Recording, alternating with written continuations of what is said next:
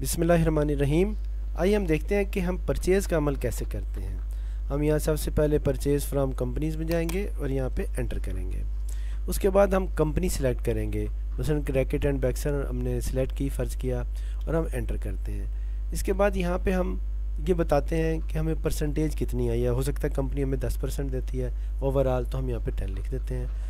बाज़ कंपनियाँ हमें 10% लेस करने के बाद जो बचता है उस पर 10% और देती हैं, तो 20% नहीं बनता बल्कि वो 19% बनता है। और बाज़ कंपनियाँ उस पर भी आगे 10% दे सकती हैं, तो हम उसको मज़ीद करते हैं तो वो 30% नहीं बनता बल्कि 27.1% बनता है। तो ये दरअसल एक कैलकुलेशन के लिए आसानी है। लेकिन नॉर्मली अगर हमारे पास कोई कंपनीज़ का अलग से जिक्र ना भी हो तो हम इसको एंटर कर देंगे। अगर परसेंटेज का ओवरऑल कोई हिसाब नहीं है तो हम इसको जस्ट एंटर कर देंगे और ओके करेंगे। इसके बाद हम यहाँ पे कोई इनवाइस नंबर देंगे, यानी जो इनवाइस के ऊपर लिखा हुआ है वो इनवाइस नंबर देंगे। उसके बाद हमारे सामने मुख्तलिफ आइटम्स की लिस्ट आ गई। हम इसमें उसी तरीके से F3 करके भी, मिसाल के तौर पे हम यहाँ पे लिखते हैं F3 करके हम कोई भी सिलेक्ट करना चाहते हैं, तो हम चाहते हैं सिर्फ हमें वीट वाले दिखाए तो हम WET लिख देते हैं, तो अब हमें सिर्फ वीट वाले दिखा रहा है। तो इसी तरीके से हम कोई डिटोल देखना चाहे तो हम F3 लिख के DET करके तो डिटोल वाले भी देख सकते हैं। तो ये आ गया F3 DET लिखें तो अब हमें ये डिटोल वाले दिखा रहा है। तो ये हमारी ज़रूरत है कि हम कौन सी चीज़ देखना चाहते हैं। बहरहाल फ़र्ज़ किया हम ये आइटम उठाते हैं, डिटोल PK HSN जो भी आइटम का नाम है, एंटर किया। हम यहाँ पे से ऊपर लिखा कार्टन माइनस पीसेज, जिसमें लिखा होगा कार्टन माइनस पीसेज, इसका मतलब होगा कि ये चीज़ हमने कार्टन्स में ख़रीदनी है और आगे पीसेज में बेचनी है।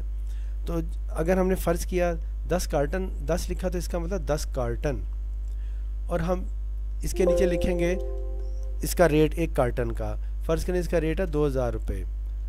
और इसके बाद आ गया इनवाइस रेट, यानी हमें ऊपर हमने लिखा है सेल रेट जिस पे हम रूटीन में बेचते हैं, जिसे ट्रेड रेट भी कहते हैं, TP भी कहते हैं। और इसमें परचेज़ रेट फ़र्ज़ कर लें जी 1800 रुपये है, हम कहते हैं जी यहाँ पे 1800 है। और उसके बाद हम परसेंटेज देते हैं अगर देनी हो। परसेंटेज का मतलब है कि जो 1800 है यानी परचेज़ रेट है, इस पे परसेंटेज होगी, ये ऊपर वाले रेट पे परसेंटेज नहीं हो तस्वर होगी। ये हमारा सेल के लिए इस्तेमाल होगा। जो नीचे है इसको परचेज़ के रेफरेंस से इस्तेमाल किया जाएगा।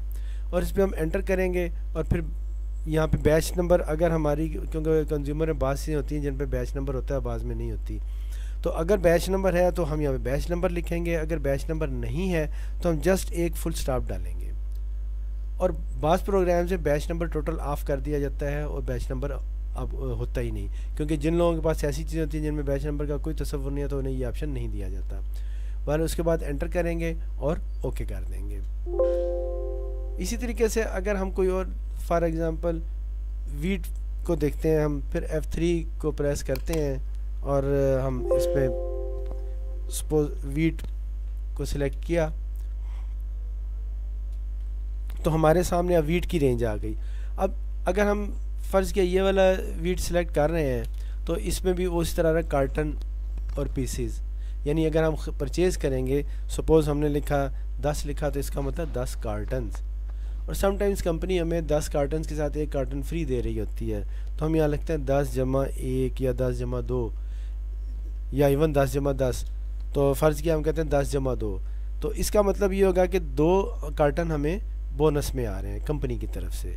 तो हम इसको इसी तरह लिख देंगे। फ़र्ज़ करिए ये आ गया 3000 रुपये इसकी कीमत है, TP है, और इनवाइस रेट इसका हम कह लेते हैं जी 2500 है, और उसके बाद 2500 पर 10% डिस्काउंट भी है। तो इसी तरीके से हम बैच नंबर नहीं लिखते, एंटर किया, ओके। तो इसमें हम देख रहे हैं कि आप एक चीज़ देखें कि जो चीज़ नीचे आई है हमने वहाँ कार्टन फीड किए थे, लेकिन यहाँ पे कार्टन भी शो कर रहा है, आगे क्वांटिटी इन पीसेस भी शो कर रहा है कि 10 कार्टन में ये 480 पीस बन रहे हैं, ये 12 कार्टन में 480 पीसेस बन रहे हैं, क्योंकि इनमें एक कार्टन में पीस की तादाद का फ़र्क है। उसके बाद रेट भी इसने पीस के मुताबिक निकाला है और यहाँ बोनस में शो कर दिया। इधर देखें 480 पीसेस या 96 पीसेस बोनस में है। तो इस तरह टोटल वैल्यू जो है उसने एक जितनी बताई है जो उसकी बनती है, वैल्यू हमारी टोटल वही रहेगी। अब बाज़ वक़्त ऐसा भी होता है कि हमारी चीज़ जो सी है वो कार्टन्स में नहीं आती या सिंगल्स में आती है, यानी या वो सिंगल्स कार्टन भी हो सकते हैं, जैसे लेज़ है, लेज़ का पूरा कार्टन आता है और अमूमन वो कार्टन का कार्टन ही बेच दिया जाता है, उसे खोल के नहीं देते, लेकिन कुछ लोग उसे खोल के भी बेचते हैं। तो अगर जो चीज़ ऐसी है जो सिंगल्स में आ रही है तो उसमें यहाँ पे जब हम एंटर करेंगे तो ऊपर कार्टन माइनस पीसीज नहीं आएगा। इसका मतलब ये होगा कि हम जो रेट लगा रहे हैं, अगर हम यहाँ 10 लिख रहे हैं तो इसका मतलब है वो 10 ही हैं, 10 चाहे वो पीस हैं चाहे कार्टन की शक्ल में, वही हमारा पीस ही कंसिडर होगा और वो इसी रेट पे आगे बिकेगा। अब वो फ़र्ज़ की अगर 500 है तो इसका, और ये 400 रेट हमने लिख के लगा दिया और नीचे हमने कोई बैच नंबर दे के एंटर किया और ओके किया, तो हम यहाँ देखेंगे कि ये 10 कार्टन थे और पीसीस में क्वांटिटी में भी 10 ही है। इसका रेट भी चेंज नहीं किया, रेट भी ये उसी हिसाब से रखेगा जो उस पीस का था, क्योंकि इसे वो एक पीस ही कंसिडर करेगा, ऐसे कार्टन अलग से कंसिडर नहीं करेगा।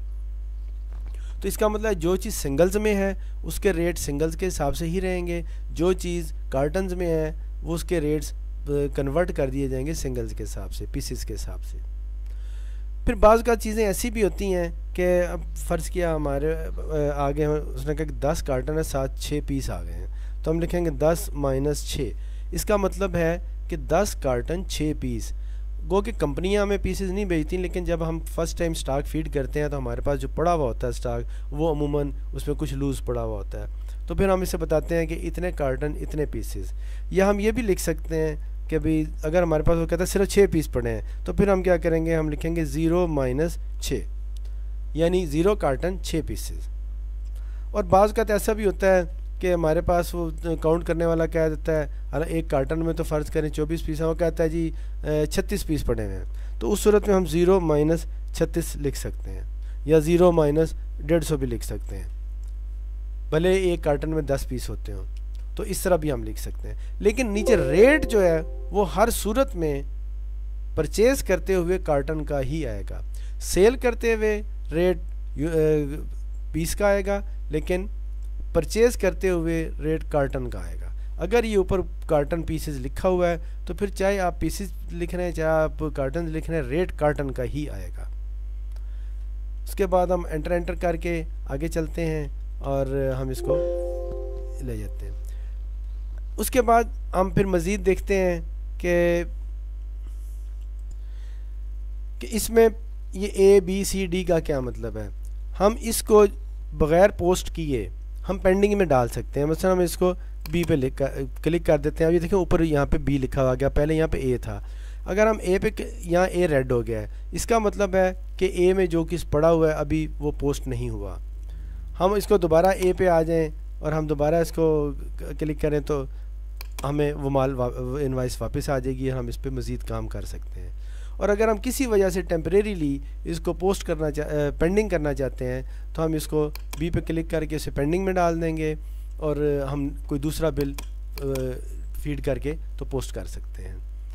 उसके अलावा अब हमने चूँकि पोस्ट करना है तो पोस्ट करने का तरीका क्या है कि हम F12 प्रेस करेंगे या पोस्ट पे क्लिक करेंगे। लेकिन इससे पहले एक चीज़ ये देख रहे हैं कि make new rates effective for all batches. बाज़ औक़ात ऐसा होता है कि एक किसी आइटम्स के रेट चेंज हो जाते हैं और हमारे पास पुराने रेट का माल पड़ा हुआ है, तो हमारे पास दो ऑप्शन होते हैं कि एक तो ये कि जो पहले रेट का माल है वो पहले पुराने रेट पे निकले और नया माल नए रेट पे निकले।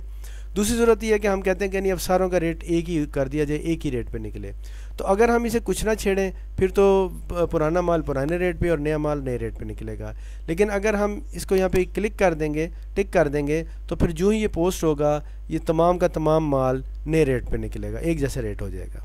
अब हमने इसको पोस्ट करना है तो हम इसको पोस्ट पे क्लिक करेंगे और इसके हमारे सामने आ जाएगा कि फ्रेट एडजस्टमेंट। अगर हमने कोई फ्रेट एडजस्टमेंट करनी है, बाज़ कंपनी हमें फ्रेट देती हैं, वो इसमें लिख देते हैं, हम कहते हैं जी हमें 300 रुपये फ्रेट दे दिया। और कैश अगर हम कंपनियों को आम तौर पे पहले भेजते हैं या बाद में भेजते हैं, इसलिए यहाँ पे कैश लिखने की ज़रूरत नहीं है और पोस्ट पे हम एंटर कर देंगे। अब हमने पोस्ट पे एंटर कर दिया, एवरीथिंग इज़ पोस्टेड।